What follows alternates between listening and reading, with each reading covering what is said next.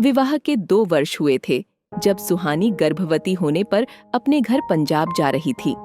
पति शहर से बाहर थे। जिस भाई को स्टेशन से ट्रेन में बिठाने को कहा था, वो ट्रेन लेट होने की वजह से रुकने के मूड में नहीं था।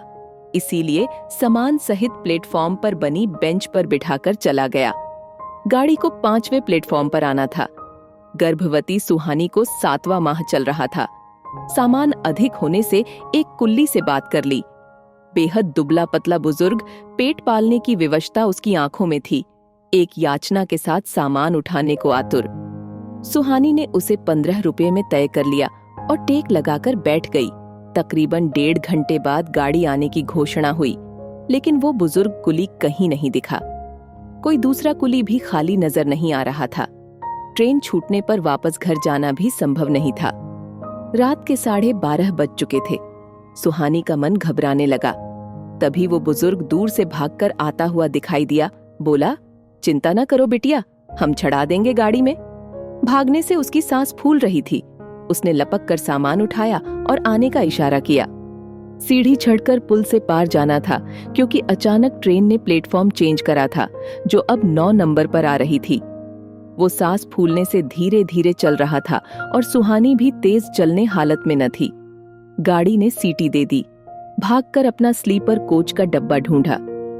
डिब्बा प्लेटफॉर्म खत्म होने के बाद इंजन के पास था।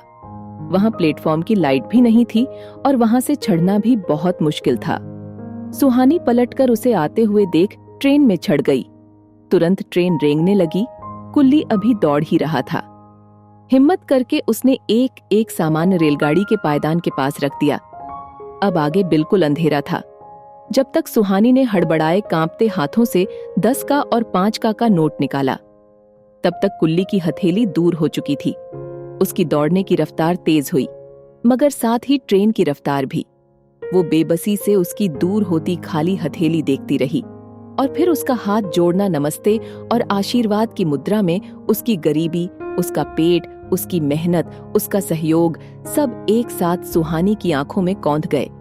उस घटना के बाद सुहानी डिलीवरी के बाद दोबारा स्टेशन पर उस बुजुर्ग कुली को खोजती रही, मगर वो कभी दोबारा नहीं मिला। आज वो जगह जगह दान आदि करती है, मगर आज तक कोई भी दान वो कर्जा नहीं उतार पाया जो उस रात उस बुजुर्ग की कर्मठ हथेली ने किया था। सच है, कुछ कर्ज कभी नहीं उतारे जा सकते।